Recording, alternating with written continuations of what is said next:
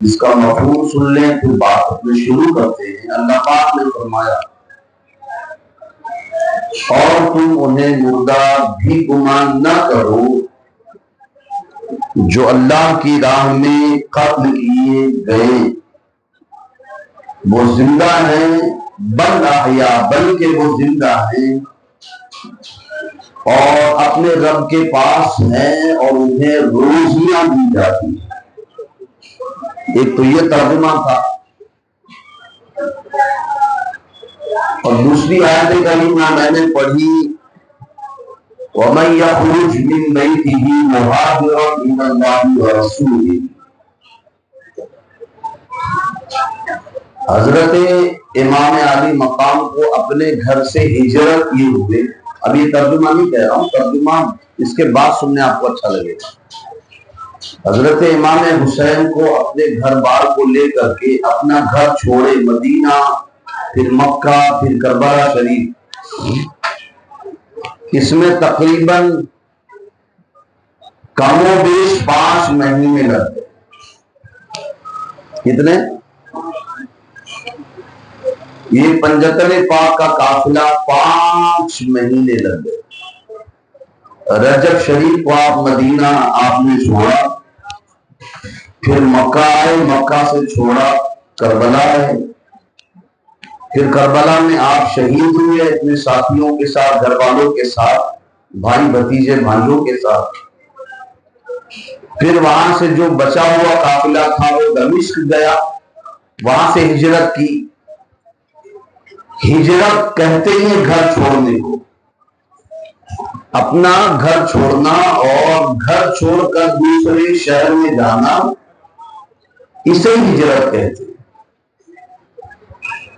پھر کربلا شریف سے یہ سارا قافلہ دمشق گیا یزید کے دربار میں، وہاں سے ہجرت کی دمشق کی طرف، دمشق سے ہجرت کی پھر مدینہ، مدینے سے مدینے تک ہجرت کا یہ جو ٹائمنگ ہے، جو وقت ہے، وہ کل کم و بیش 5 مہینے کا۔ ٹھیک ہے، اتنا سمجھ گئے؟ اب اللہ کی قرآن کی آیت سنو اور مچل جاؤ۔ اللہ پاک نے فرمایا وَمَن يَخْرُجْ مِن بَيْتِهِ مُهَاجِرًا، اور جو کوئی بھی نکلا اپنے گھر سے ہجرت کرتے ہوئے اللہ اس کے رسول کی طرف، یا اس کے دوسرے جملے میں یہ کہہ لیں کہ جو کوئی اللہ اس کے رسول کی دین کے لیے ہجرت جس نے کی، اس کے دین کے لیے جس نے گھر چھوڑا، اللہ پاک نے اس کے لیے انعام کیا رکھا ہے؟ فرمایا گھر چھوڑا ثم یدرکہ الموت، اسی درمیان اسے موت آ گئی، فقد وقع اجرہ علی اللہ، تو جس نے ہجرت کی، اللہ اس کے رسول کے دین کے لیے گھر چھوڑا اور پھر اسے موت آ گئی، فرمایا پھر اس کا اجر کسی دنیا دار کی طرف نہیں، فرمایا اس کا اجر اسے اس کا پروردگار دیتا ہے۔ گاڑی پہ بیٹھے ہو، اتر کر کرسی پہ بیٹھ جائیں، یہ محفل کے ادب کے خلاف ہے۔ کیا فرمایا؟ جو کوئی اللہ اس کے رسول کے لیے ہجرت کرے، اس کا اجر، اس کا بدلہ کوئی دنیا دار نہیں دیتا۔ اللہ نے فرمایا میں نے اس کو اپنے ذمے کرم میں لے لیا ہے۔ اب نمازوں کا اجر بتایا اتنا گنا، حج کا اجر بتایا اتنا گنا، دلیل پاک پڑھو یہ ملے گا، اتنا ثواب ملے گا، لیکن کچھ ثواب ایسے ہیں جن کا اجر صرف اللہ ہی جانتا ہے اور وہی دے سکتا ہے، چھپایا گیا ہے۔ جیسے اذان کا اجر ہے، اس کو بتایا نہیں گیا کہ اذان دینے والے کو کتنا اجر ملتا ہے، ویسے کچھ اجر ہے جس کو چھپایا گیا۔ تو فرمایا جس نے ہجرت کی اللہ کے لیے، تو فرمایا اس کا اجر اللہ پر ہی ہے۔ اس کا مطلب اہل بیت کا یہ قافلہ جو ہجرت کرتے ہوئے 5 مہینے تک مسلسل چلتا رہا سفر میں، اس کا اجر کوئی اور نہیں، وہ ان کا رب دے گا۔ یہ آیت کریمہ کا مفہوم تھا. بات تو میں نے آج باب کربلا کی کرنی ہے اور آج بھی واقعے سے آپ کو انشاءاللہ فیض حاصل کرنا ہے. امام علی مقام رضی اللہ تعالیٰ عنہ کی شہادت ہو گئی اور شہادت ہونے کے بعد میں نے جو تاریخ کے حوالے سے امام علی مقام کی شہادت پڑھی ہے، مظلومانہ شہادت اتنی تھی کہ امام علی مقام کے جسم پر اتنے تیر لگے تھے کہ اگر کوئی آپ کے جسم پر ایک رائی کا دانہ گرانا چاہتا اور گراتا تو وہ جسم تک نہیں پہنچ پاتا، وہ رائی کا دانہ تیروں میں اٹک کے رہ جاتا. یعنی جسم کا کوئی حصہ بچا نہیں تھا جس میں امام علی مقام کے جسم پر تیر نہ لگے. مثال جو تاریخ دان نے دی ہے نا کہ رائی کا دانہ اوپر سے پھینکو تو وہ رائی کا دانہ جسم تک نہیں پہنچتا، وہ جسم پر لگے ہوئے تیروں میں جا کر کے اٹک جاتا. اللہ بڑی مظلومانہ شہادت. پھر شہادت جب آپ کی ہو گئی، ظالموں کا دل نہیں بھرا. انہوں نے کیا کیا، خیمے حسینی کی طرف آئے اور جتنے خیمے تھے بیویوں کے، بچوں کے، جوانوں کے، سارے خیموں میں ان ظالموں نے آگ لگا دی. اور جب آگ لگائی گئی خیمے میں تو خیمے کے سارے مال و متاع کو لوٹنے لگے. جو کچھ تھا جس کے ہاتھ تھا مال غنیمت سمجھ کر کے لوٹنے لگا. جب خیمے میں آگ لگ گئی تو پردہ نشین خواتین خیمے سے باہر نکلی اور جب باہر نکلی تو ان کے سروں سے چادریں بھی چھیننے کی کوشش کی گئی. پھر اس کے بعد یہ قافلے جو قافلے حسینی کہلائے، ان ظالموں کا دل نہیں بھرا. اس کے بعد انہوں نے کیا کیا، ان کے ہاتھوں میں ہتھکڑیاں بنا دی، ان کے پیروں میں بیڑیاں بھی ڈال دی گئی. پھر ان کو ننگے پیر اس گرم ریت پر کے ایک کافی دور تک چلایا. بعد میں اونٹ پر بھی بٹھایا گیا ایک وقت آنے کے بعد. لیکن یہ قافلہ جو 3 دنوں سے بھوکا اور پیاسا، جنہوں نے اپنے باپ کی لاش دیکھی، بھائی کی لاش دیکھی، چچا کی لاش دیکھی، اپنے شوہر کی لاش دیکھی، اپنے بیٹوں کی لاش دیکھی، یہ اس وقت سے بھوکا اور شام ہو گئی. کوفہ کے بازاروں میں جب یہ قافلہ ہاتھوں میں ہتھکڑی ڈالے، پیروں میں بیڑیاں پہنے، یہ گزارا گیا کوفے کی گلیوں میں، تو کسی ظالم کو، کسی بدبخت کو اتنا بھی رحم نہیں آیا کہ 3 دنوں سے یہ بھوکا پیاسا قافلہ اس کو پانی پلا دیا جائے. بس آگے آگے چلنے والا ایک شخص اعلان کرتا، یہ باغی ہے اور یہ باغیوں کے سر ہے اور ان کے جسم کربلا کی ریت پر ہے. جتنا آگے بڑھتے کوئی پوچھتا یہ قافلہ کس کا ہے تو کہتے یہ باغی ہے، یہ باغیوں کے سر ہے اور ان کا جسم کربلا کی ریت پر ہے. یہ قافلہ آگے چلتا رہا. رات ہونے کو آئی تو یہ قافلہ ایک چرچ کے سامنے، گرجا گھر کے سامنے پڑاؤ ڈالنے کی کوشش اس نے کی. تو باہر پادری نکل کے آیا، جو گرجا گھر کے پادری ہوتے ہیں جسے فادر کہتے ہیں چرچ کے، وہ فادر، وہ پادری باہر نکل کے دیکھا بھائی یہ شور کیسا، یہ قافلہ کیسا ہے. تو پادری نے جب پوچھا کہ بھائی آپ لوگ کون ہو، یہ قافلہ کیسا، یہ شور کیسا، یہ اتنا بھیانک اور دردناک منظر کس طریقے سے ہے، تو قافلے والوں کو جو ہر جگہ بتایا گیا کہ کہا گیا کہ یہ باغی ہے، امیر المومنین یزید کے باغی ہے اور یہ باغیوں کے کٹے ہوئے نیزوں پر سر ہے اور ان کی لاش جو ہے کربلا کے میدان میں ہے. تو پادری نے کہا کہ یہ باغی تو ہے لیکن ہے کون، کس خاندان سے، کس علاقے کے تعلق رکھنے والے لوگ ہیں. تو ان کو بتایا یہ گیا کہ یہ حسین ہے حسین کے گھر والے ہیں اور یہ انہی کا قافلہ ہے اور انہی کے گھر والوں کے سر ہیں. وہ پادری کی چیخیں نکل گئی. کہنے لگا کہ اچھا مجھے بتاؤ یہ وہی حسین تو نہیں جو تمہارے نبی کے نواسے ہیں؟ کہا ہاں وہی حسین، بس صحیح پہچانا آپ نے. کہا کہ بڑے ظالم لوگ ہو تم کہ جس کا کلمہ پڑھتے ہو اسی کے نواسے کے ساتھ اتنا ظالمانہ اور وحشیانہ سلوک کیا تم لوگوں نے. کہا اچھا بتاؤ اس میں حسین کا سر کون ہے؟ بہت سارے سر تھے. اس پادری نے پوچھا یہ بتاؤ اس میں حسین کا سر کون ہے جو تمہارے نبی کے نواسے تھے؟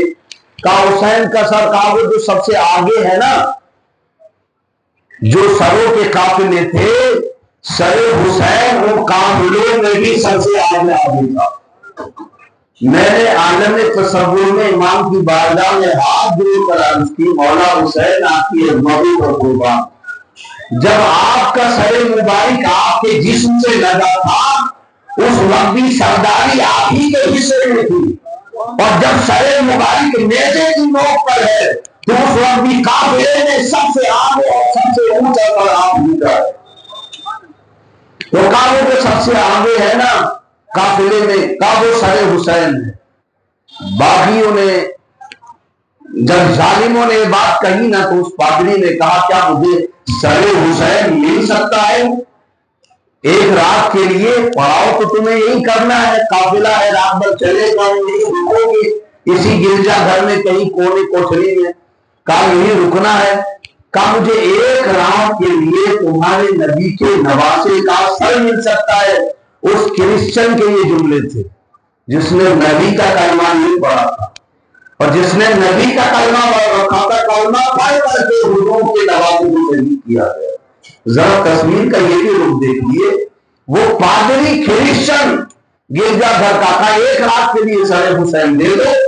کہا ٹھیک ہے دے تو سکتے ہیں لیکن ایسا ہے کہ اس کی قیمت تمہیں ادا کرنی ہوگی ایک رات کے لیے. اچھا پادری یہ نہیں کہہ سکتا تھا، جو پادری تھا وہ فادر جو تھا وہ یہ نہیں کہہ سکتا تھا نا کہ ٹھیک ہے میں سر حسین کی قیمت دے دوں. بھائی قیمت مانگی گئی تو اس نے کہا میں دے دوں گا. تو یہ بھی تو کہہ سکتا تھا کہ تم لوگ ایک رات جو اس گرجا گھر میں پڑاؤ کرنے والے ہو تو سمجھ لینا کہ اس سر حسین کی یہی قیمت ہے. بدلے میں میری بات سمجھ رہے ہیں آپ؟ میں نقطہ جو بیان کرنے چلا اس کو سمجھیں آپ. بھائی جب انہوں نے کہا نا کہ بھائی سر حسین کے بدلے میں ہمیں کچھ پیسے چاہیے تو وہ پادری وہ فادر وہ گرجا گھر کا پادری یہ کہہ سکتا تھا کہ بھائی سر حسین کے بدلے میں قیمت کیا ہوگی؟ تم ایک رات جو ہمارے یہاں پہ ٹھہرے گے نا بس یہی اس کی قیمت ہوگی. اس نے ایسا نہیں کہا. کیوں؟ کیونکہ اس کے مقدر میں اس کے نصیبے میں کسی اور بات کا سودا اللہ تعالیٰ نے رکھا تھا. وہی سودے کا کیا کرتا کہ وہ ہوٹل میں ٹھہرنے کا یا گرجا گھر میں ٹھہرنے کا پیسہ لے لوں. اس کے مقدر میں تو اللہ نے کوئی اور قیمت رکھی تھی، کوئی اور تجارت اور سودا رکھا تھا. ٹھیک ہے سر حسین کی قیمت ہے جتنی چاہیے میں دے دیتا ہوں جو انہوں نے مانگ دی. اب یہ سر حسین کو لیا اس نے اور بڑے ادب و احترام کے ساتھ پانی سے دھلا، مٹی لگا ہوا تھا نا خون آنے کا تھا میرے امام کا سر، مٹی صاف کی اچھے سے غسل دیا سر مبارک کو اور ایک اونچی جگہ پر رکھ کر کے تپنے لگا. رات بھر وہ یزیدی کتے شراب و شباب میں مست تھے گرجا گھر کے باہر. اور یہ گرجا گھر کے اندر جو عبادت خانہ عیسائیوں کا تصور کیا جاتا کہا جاتا ہے اس گرجا گھر میں ایک اونچے مقام پر امام کے سر کو رکھ کر تپنے لگا. رات بھر تپتا رہا. روایتوں میں آتا ہے کہ تپتے تپتے اس نے دیکھا کہ سر حسین سے ایک نورانی شعاع نکل رہی تھی جو آسمانوں کو چھو رہی تھی. آسمانوں تک پہنچ رہی تھی، ایک لائٹ تھی، ایک نور تھا جو آسمانوں پر گیا ہوا تھا. اس نے دیکھا اور بے ساختہ کہا یا حسین میں آپ کے سر کو گواہ بنا کر آپ کے نبی کا آپ کے نانا جان کا کلمہ پڑھتا ہوں، میں مسلمان ہوتا ہوں، لا الہ الا اللہ محمد رسول اللہ. صلی اللہ.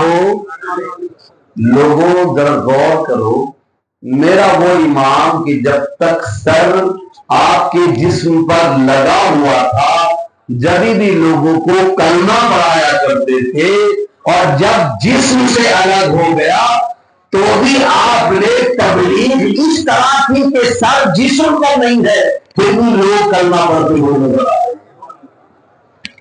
ذرا اس طرح کی تبلیغ کسی نے کی ہو تو مجھے بتاؤ. یہ ہے تبلیغ حسین، اور یہ اسی کا نتیجہ ہے جو ہم یہاں بیٹھے ہوئے ہیں.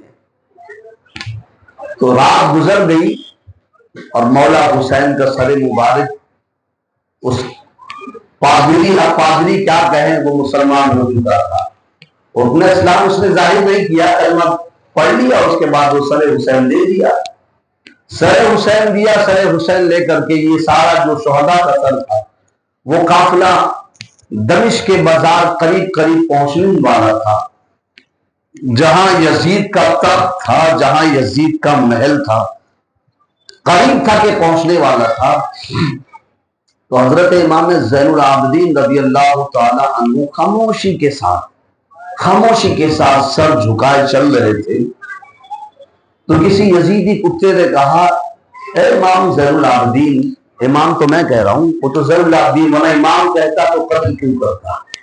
ان کے وہاں تو امامت والا مسئلہ ہی نہیں ہے. وہ آج بھی ان کی جو اولادیں ہیں نا، وہ آج بھی حضرت امام حسین نہیں کہتے. ان کی جو اولادیں ہیں نا وہ حضرت حسین کہتی ہیں. جی صاحب، میں نے دیکھا ہے باقاعدہ یہ لوگ اپنی مجلسوں میں اپنی تقریروں میں حضرت حسین کہتے ہیں. لیکن میں کہتا ہوں جو جنت میں نوجوانوں کو امام ہے، میں کہہ رہا ہوں کہ حضور کہہ رہے ہیں بھائی، حضور نے کیا فرمایا؟ جنتی جوانوں کے سردار ہیں. تو جو مصطفیٰ کریم جنت کا امام حسین کو بنائیں، انہیں یہاں امام کہنے میں کچھ لوگوں کی موت آتی ہے. وہ آج بھی دیکھو کہ حضرت حسین کہتے ہیں، امام نہیں. میں کہتا ہوں جس نے امام حسین کو یہاں امام کہا نا، خدا کی قسم انہی کی ابتدا میں وہی جنت میں رہے گا. امام کو تم امام نہ کہو تو مقتدی ہی کے سروں کی نماز ہو جائے. میری بات سمجھ رہے؟ تو وہ اس نے کہا حسین کے بیٹے زین العابدین بڑی خاموشی کے ساتھ سر جھکائے بیٹھے ہو، ماتم کیوں نہیں کرتے، سینہ کیوں نہیں کودتے، روتے دھوتے کیوں نہیں؟ رو. اس نے رونے کے لیے کہا. تو آپ نے فرمایا رویا کس بات پہ جائے؟ رویا اس پہ جاتا ہے جو مر چکا ہو. جو مر چکا ہو. اس یزید کے درباری کتے نے کہا کہ زین العابدین حسین کے بیٹے تو سمجھ میں نہیں آتا، تمہارے باپ کی لاشوں پر گھوڑے دوڑائے گئے اور جسم کربلا کی گرم ریت پر پڑا ہوا ہے، اور سر جو ہے وہ نیزے کی نوک پر ہے، اور تم کہتے ہو کہ میرا باپ مرا نہیں ہے. کربلا میں جسم ہے اور سر کٹ کر کے نوک نیزہ پر ہے، اور تم زین العابدین یہ کہتے ہو کہ میرا باپ مرا نہیں ہے. ہوش کیوں نہیں ہے تمہیں؟ کیا ہوش گاؤں بیٹھے ہو؟ آپ نے فرمایا امام زین العابدین نے کہا یزیدی کتے ہوش تو ہے، جو مرا ہوتا ہے وہ بول بھی نہیں سکتا. ذرا غور سے دیکھ میرے سر حسین کی طرف، قرآن پاک کی تلاوت کی آواز آ رہی ہے، اور یہ تاریخ دانوں نے لکھا ہے کہ امام علی مقام کی زبان ہل رہی تھی اور آپ کی زبان سے قرآن کی تلاوت کی آواز آ رہی تھی. فرمایا یزیدی کتے چپ ہو جا، جو مردہ ہوتا ہے وہ بولا نہیں کرتا، لیکن میرا بابا زندہ ہے، ذرا بابا کے سر کی طرف دیکھ، قرآن پاک کی تلاوت کی آواز آ رہی ہے.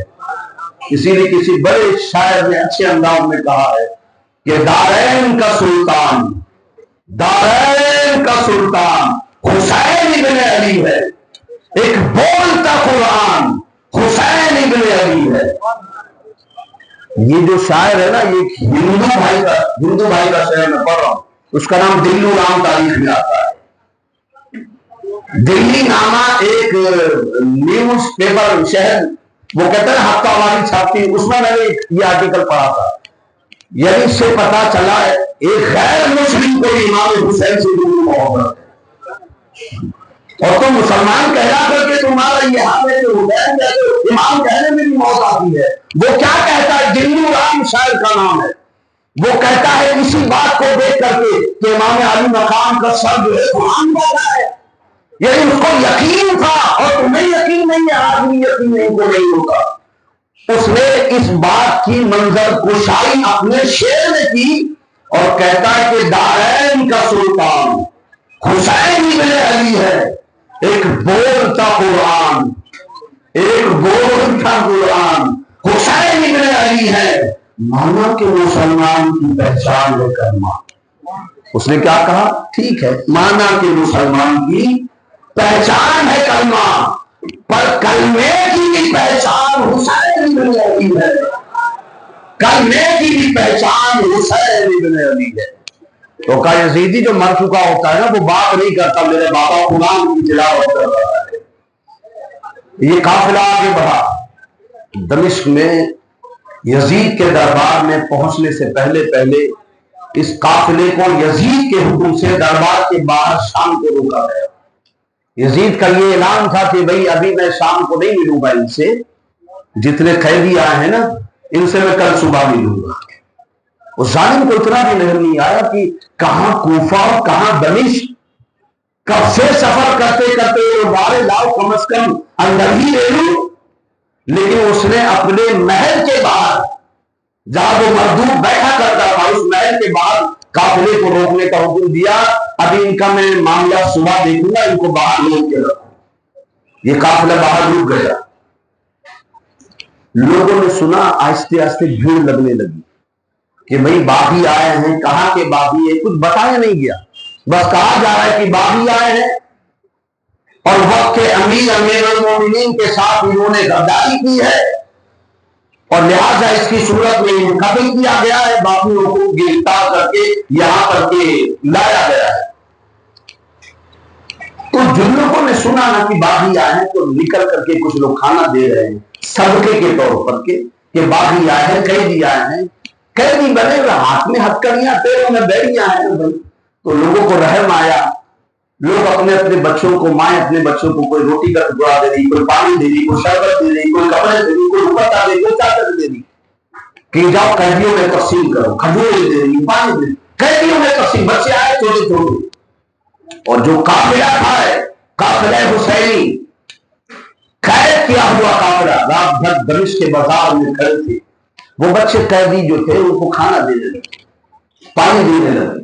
تو حضرت زینب رضی اللہ تعالیٰ عنہ امام علی مقام کی صاحبزادی فاطمہ کی بیٹی، مولا علی کی بیٹی، جب دیکھا کہ یہ شور ہو رہا ہے کہ قیدیوں کو صدقہ دیا جا رہا ہے، قیدیوں کو جو کھانا دیا جا رہا ہے وہ کوئی ایسا ویسا کھانا نہیں، اچھا کھانا نہیں، صدقہ دیا جا رہا ہے، فوراً جلال میں آ کر اعلان فرماتی ہے خبردار کوئی آئے محمد کو صدقہ نہ دے، کوئی حضور کی آگ کو صدقہ نہ دے۔ ہم وہ لوگ ہیں جن کے صدقے میں دنیا بنا کرتی ہے، ہمیں صدقے کی ضرورت نہیں ہے، خبردار ہمیں نبی کی اولاد ہے، کوئی ہمیں صدقہ نہ دے۔ جلال میں آ کر کے آپ نے بچوں کو وہاں سے ہٹا دیا، تھوڑا اور آگے بڑھی تو آپ جس اونٹنی پر سوار تھی اس اونٹنی کا چہرہ ایک بوڑھی خاتون کے گھر کے سامنے رکا۔ اونٹ چونکہ کیمل جو ہوتا ہے نا وہ اس کی گردن ذرا لمبی ہوتی ہے، تو وہ سمجھ لیجئے چھت پر وہ بوڑھی بیٹھی ہوئی تھی، تو اس کا سامنا حضرت زینب سے ہوا۔ اس کو بھی بڑا رحم آیا اس بوڑھی خاتون کو۔ جب میں یہ واقعہ پڑھ رہا تھا تو میری آنکھوں سے آنسو نہیں رک رہے تھے، پتہ نہیں میں آپ کو کہاں تک سمجھا پاؤں اپنی دل کی بات، کیونکہ گھڑی پر بھی نظر ہوتی ہے، پھر ذہن بھی بھٹکتا ہے۔ بہرحال حضرت زینب کی اونٹنی کے سامنے جب وہ عورت سامنے آئی، اس کا بھی دل مچل اٹھا اس بوڑھی خاتون کا۔ اس نے بھی اپنی کنیزوں کو، اپنی خادماؤں سے کہا کہ لے کے جاؤ، یہ صدقہ نہیں، ایک کام کرو، اس کو جو ہے بانٹ دو، چادریں بانٹ دو، کھانا پینا بانٹ دو، لوگوں میں بانٹ دو۔ اس نے کہا یہ صحیح مال ہے، آپ فکر نہ کریں۔ تو حضرت زینب رضی اللہ تعالیٰ عنہ نے اس بوڑھی خاتون سے پوچھا کہ اس بازار میں ہم سے کسی نے سلام تک نہیں کیا، ہم کون ہیں، کہاں سے آئیں گے، پوچھا بھی نہیں، سلام تک نہیں کیا، اتنا رحم ہمارے اوپر تم کیوں کر رہی ہو؟ کوئی تو بات ہوگی۔ اس نے کہا بس بات یہ ہے کہ میں نے سنا تھا کہ حسنین کریمین ایک وقت بیمار پڑ گئے تھے، اس کو پتا نہیں کہ وہ کون ہے۔ حضرت زینب نے پردہ کر رکھا تھا، اس بوڑھی خاتون کو پتا نہیں ہے۔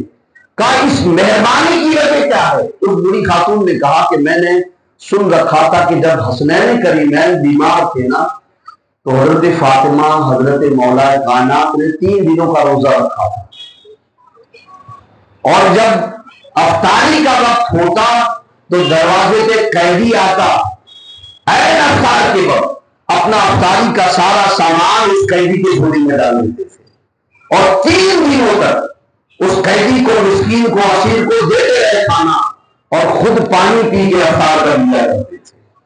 تو بس میں انہیں کی سنت کہ قیدیوں کو کھانا کھلانا چاہیے، ان کی وہ سنت مجھے یاد آ گئی کہ مولا ابھی وہ فاطمہ کی سنت ہے کہ قیدیوں کو افطار کا کھانا اٹھا کر دے رہے ہیں۔ میں تو اپنے گھر کا کھانا دے رہی ہوں، میں نے کون سا روزہ رکھا ہے، بس ان کی سنت ادا کر رہی ہوں، اس لیے کہ اللہ کا فرمان ہے وَيُطْعِمُونَ الطَّعَامَ عَلَىٰ حُبِّهِ مِسْكِينًا وَيَتِيمًا وَأَسِيرًا، کہ جو کوئی یتیموں مسکینوں کو، قیدیوں کو کھانا کھلاتا ہے اللہ اسے اپنا محبوب بنا دیتا ہے۔ بس اسی نسبت سے دے رہی ہوں میں اپنی بات کو تھوڑی دیر میں ختم کروں گا، توجہ آپ میری طرف رکھیں، میں اختتام کی طرف آ رہا ہوں، بہت جلدی وقت نہیں ہے نا، ہے توجہ آپ کی، آپ ادھر تو خدا نہ دیکھیں، پتہ نہیں میری زندگی وفا کرے پھر آؤں، آپ کی زندگی دیکھ رہے نا حادثات میں لوگ کس طرح چلے جا رہے، ایک پل کو قیمتی سمجھے، اللہ آپ کو نادہانی حادثے سے محفوظ رکھے، ہے نا۔ اب یہ جب بات اس نے کی نا کہ اللہ قیدیوں کو کھلانے پر اپنا دوست بنا دیتا ہے، یتیموں کو کھلانے پر اپنا دوست بنا دیتا ہے، کہا بس اسی لیے میں قیدیوں کو کھانا کھلا رہی ہوں۔ حضرت زینب کی چیخ نکل گئی، آسمان کی طرف ہاتھ اٹھا کر پوچھتی مولا ایک وہ بھی دن تھا کہ ہم قیدیوں کو کھانا کھلایا کرتے تھے، آج یہ دن ہے کہ ہمیں قیدی بنایا جائے اور ہمیں کھانا کھلایا جا رہا ہے۔ انہی کے گھر والے تو تھے جو قیدیوں کو کھانا کھلایا کرتے تھے، تو اللہ آیت اتارتا تھا وَيُطْعِمُونَ الطَّعَامَ عَلَىٰ حُبِّهِ مِسْكِينًا وَيَتِيمًا وَأَسِيرًا، یہ انہی کی شان میں آیت نازل ہوئی۔ کا مولا ایک وقت وہ تھا کہ جب ہمارے گھر والے قیدیوں کو کھانا کھلاتے تھے، آج ہمیں قیدی بنایا گیا ہے اور لوگ ہمیں کھانا دے رہے ہیں۔ یار نکلی چیخ نکلی، بس یہ 40 تک اتنا ہی رہنے دے ورنہ پھٹ جائے گی آواز۔ درود پاک پڑھے، کتنا ڈسٹربنگ ہے یار، کتنا ڈسٹربنگ، جو ہم تصور باندھتے ہیں وہ تصور ختم ہو جائے گا، خدا کی قسم۔ اچھی باتیں ہو رہی، میں آپ سر سے گزارش کروں جو سر یہاں ہیں پلیز یہ 10 منٹ کا تھوڑا سا وقت دیں، اچھی باتیں ہو رہی، لوگوں کو انسان بنانے کی بات ہو رہی، آپ لوگ مہربانی کریں تھوڑا سا، پورا تسلسل ٹوٹ جاتا ہے یار۔ دروشی پڑھیں، اللہم صلی علی صلاۃ و سلام علیک یا رسول اللہ صلی اللہ علیہ وسلم۔ آپ نے فرمایا کہ اچھا ٹھیک ہے تم ہو کون؟ حضرت زینب نے پوچھا کہ تم ہو کون؟ کہا کہ بات اصل یہ ہے کہ میں مدینے میں ایک یہودی رہتا تھا، اس کی بیٹی ہوں۔ اپنی بات اس نے کی، میں مدینے میں ایک یہودی تاجر تھا، بہت بڑا بزنس مین ہے میرا باپ بہت بڑا بزنس مین تھا، تاجر تھا، میں اس کی بیٹی ہوں، اور میں نے اسلام بھی جو قبول کیا ہے وہ صدقہ ہے سیدہ فاطمہ الزہرا کا۔ میں تو یہودن تھی نا، یہودی کی بیٹی تھی، لیکن حضرت سیدہ کائنات فاطمہ الزہرا کے اخلاق کو دیکھ کے میں مسلمان ہوں، یعنی مجھے ایمان بھی ملا ہے تو سیدہ فاطمہ الزہرا کے صدقے ملا ہے۔ کہا کہ ٹھیک ہے، تو پھر تو حضرت سیدہ کے صدقے میں ایمان ملا ہے، تو یہ بتائیے آپ ہیں کون؟ کہا میں یہودی کی بیٹی ہوں۔ اس وقت میں نے اپنے باپ سے یہ کہا کہ اب میں مسلمان ہو گئی ہوں، تمہارے گھر میں نہیں رہ سکتی، مجھے آزاد کر دے اور سیدہ کی کنیز بن کر زندگی گزارنے کے لیے دے دے۔ باپ نے کہا اجازت ہے۔ میں جب تک رہی سیدہ کی خادمہ بن کر رہی، جب تک رہی ان کی خدمت کرتی رہی، لیکن جب میں خدمت کرتی تھی نا تو ان کے 2 چھوٹے چھوٹے بچے تھے، ایک کا نام تھا زینب اور دوسرے بچے کا نام تھا حسین۔ وہ گود میں تھے، ان کو کبھی میں نہلایا کرتی تھی، کبھی کپڑا پہنایا کرتی تھی، لوگوں کو کس سے کہہ رہی ہے جسے وہ خاتون خود گود میں کھلاتی تھی۔ سیدہ نے ابھی کچھ کہا نہیں کہ میں کون ہوں، کہا جب وہاں پہ خادمہ تھی نا حضرت فاطمہ الزہرا کے گھر میں، تو دو چھوٹے چھوٹے بچے تھے، ایک زینب تھی ایک حسین تھے، میں کبھی نہلایا کرتی تھی، کبھی کپڑے بدل دیا کرتی تھی، کبھی جھولا جھلایا کرتی تھی، بہت محبت کرتی تھی ان سے۔ لیکن جب میری شادی ہو گئی نا تو میرے شوہر مجھے یہاں لے آئے، دمشق میں، یہاں جہاں یزید کا دربار ہے اس کے قریب اس کا سسرال تھا، یہاں لے آئے میرے شوہر، کہا کہ تیری خواہش کیا ہے؟ کہا خواہش کا کیا بتاؤں۔